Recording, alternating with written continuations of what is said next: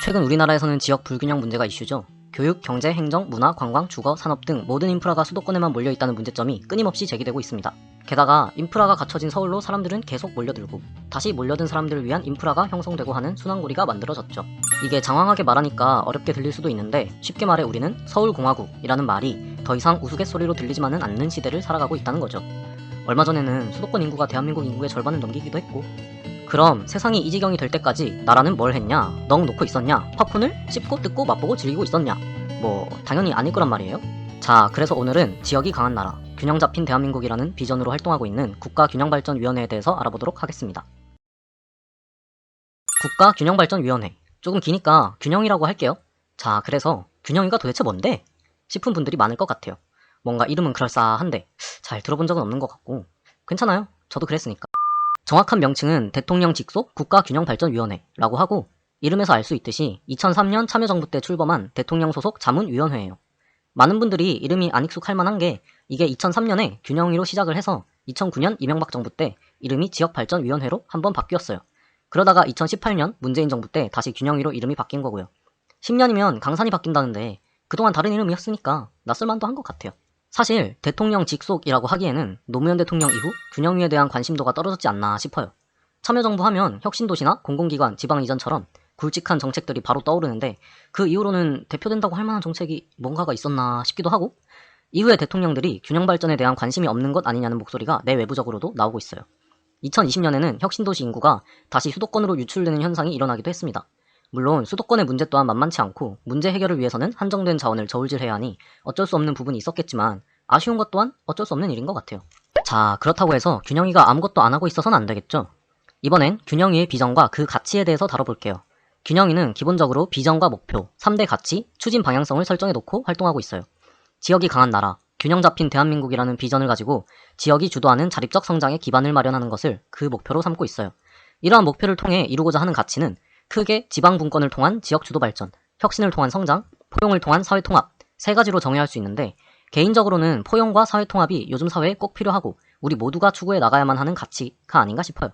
헌법적 가치라는 것이 해석하는 사람에 따라 조금씩 다르겠지만, 여기서는 국민 통합, 상생을 통한 인간의 존엄성과 행복권 추구라는 생각이 들어요. 균형 발전을 등한시하면 결국 삶의 질이 떨어지고 국민 정서는 분열되고 행복을 추구하기 힘들어질 테니까요. 균형위는 이런 가치들을 이뤄내기 위해서 지역이 주도하고 사람이 중심이 되는 그런 발전 정책을 세우고 제도화해서 지속 가능한 균형 발전을 이루겠다는 방향성을 가지고 있어요. 그럼 목표를 이루기 위해 해야 할 일들이 있겠죠? 앞선 내용과 비슷하게 균형위는 3개의 분야별 전략을 정하고 그에 맞는 핵심 과제들을 설정해 놓고 있어요. 먼저 사람의 안정되고 행복한 삶을 위해 지역 인재와 일자리를 연계한 선순환 교육 체계를 마련하고, 특색 있는 지역 자산을 활용해서 문화 관광을 구현하면서 보건 복지 체계를 구축해서 기본적인 삶의 질을 보장하겠다는 입장이에요. 또 생기 도는 공간을 만들기 위해 농촌을 다시 살리고 도시재생 뉴딜을 통한 중소도시의 재도약, 인구 감소 지역을 거주 강소 지역으로 육성하려는 과제 또한 설정했고요. 마지막으로 혁신도시 시즌2를 추진하고 지역산업 3대 혁신, 지역의 유휴 자산을 경제적 자산으로 만들어 지역 일자리를 만들어낼 것이라고 해요. 이런 전략과 핵심 과제에 대한 내용은 제4차 국가균형발전 5개년 계획을 통해 구체화해서 실행에 옮겨왔다고 합니다. 여기까지가 균형위에 대한 전반적인 소개였다면, 이번에는 균형위의 조금 특별한 활동에 대해서 말해볼까 해요. 균형위는 주로 균형발전 정책에 대한 아이디어 발굴과 위원회 홍보를 위해 매년 청년 서포터즈를 모집해왔는데요. 이어서는 균형위 청년 서포터즈인 청춘발란스에 대해 짧게 다뤄볼게요. 청춘발란스가 하는 일은 크게 국가균형발전의 토대 마련, 균형발전 정책에 대한 청년 의견 수렴, 균형발전 정책에 대한 아이디어 발굴과 홍보 강화, 균형발전에 기여할 수 있는 지역 혁신 인재 양성의 4가지로 나눌 수 있어요. 이게 말이 조금 어려운데 한마디로 요약해보면 청년들의 아이디어를 기반으로 균형발전을 이루어내는 활동이라고 할 수 있을 것 같아요. 올해는 전국 35팀, 총 136명이 청춘발란스로서 선발이 되었는데, 지역별로 수도권 16팀, 충청권 5팀, 강원도 1팀, 영남권 10팀, 호남권 3팀으로 전국 각지에서 다양한 팀들이 모여 구성됐다고 해요. 자, 그럼 슬슬 궁금하죠? 아니, 그래서 얘네가 뭘 하길래 이렇게 호들갑이냐? 어차피 대학생 수준 아니냐? 할 수도 있는데, 이게 커리큘럼이 굉장히 구체적으로 짜여 있어요. 발대식을 시작으로 해서 첫 활동인 미션 1에서는 학습이라는 주제로 먼저 전반적인 균형발전 실태와 필요성에 대한 학습과 홍보활동을 해요.